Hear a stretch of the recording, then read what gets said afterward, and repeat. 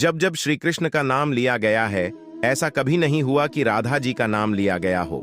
श्री कृष्ण को अमूमन भक्त राधे कृष्ण कहकर पुकारते हैं, क्योंकि ये दो शब्द, ये दो नाम सिर्फ एक दूसरे के लिए बने हैं और इन्हें कोई अलग नहीं कर सकता। लेकिन तब क्या हुआ था जब प्रश्न को राधा को छोड़कर जाना पड़ा?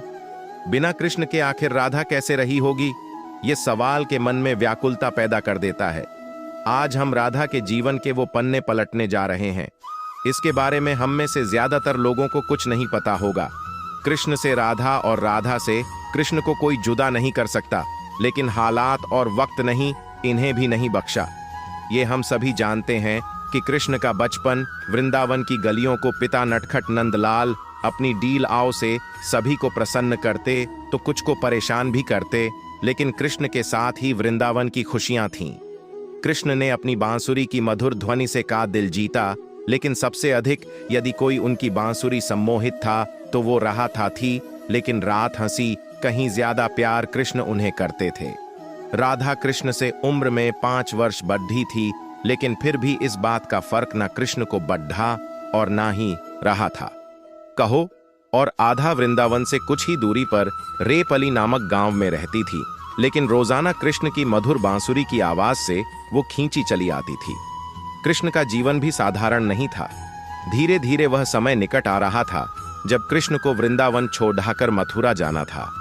कृष्ण की दुष्ट मामा कंस का अत्याचार चरम सीमा पर पहुंच चुका था और एक दिन कंस ने उन्हें और उनके भ्राता बदनाम को मथुरा आमंत्रित किया, और इसी बात से वृंदावन नगरी में सभी के भीतर एक डर पैदा हो गया।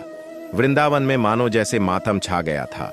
मां यशोदा तो परेशान थी, क्योंकि उनका दिल का टुकड़ा उनसे दूर जा रहा था, लेकिन कृष्ण की गोपियां भी कुछ कम उदास नहीं थीं।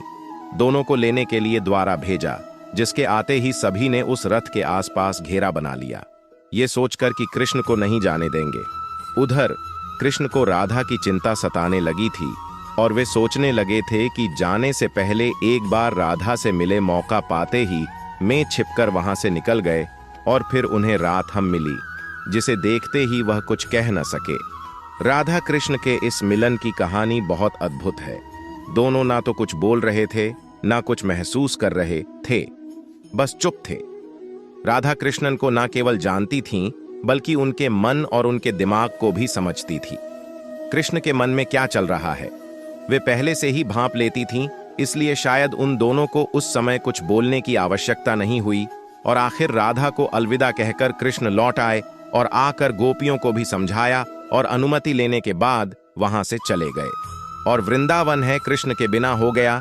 न कोई चहल पहल थी, ना ही कृष्ण की लीलाओं की कोई चालक, बस सभी कृष्ण के जाने के गम में डूबे थे।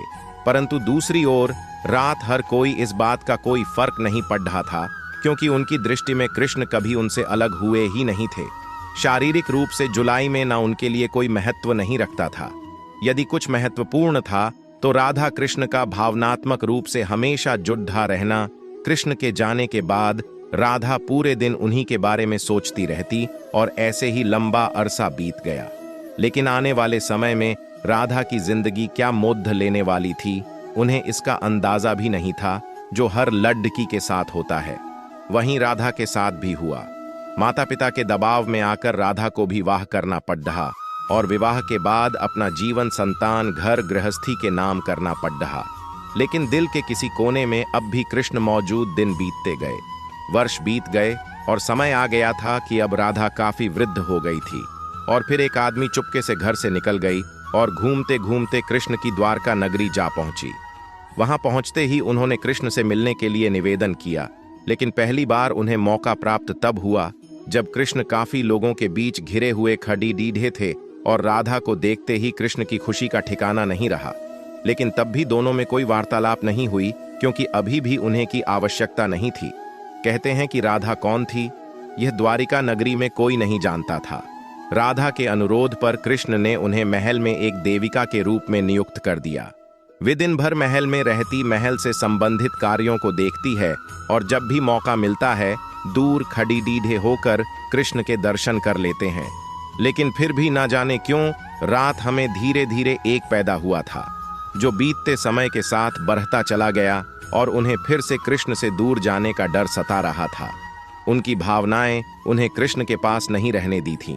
साथ ही बढ़ती उम्र भी अब उन्हें कृष्ण से दूर ले जा रही थी।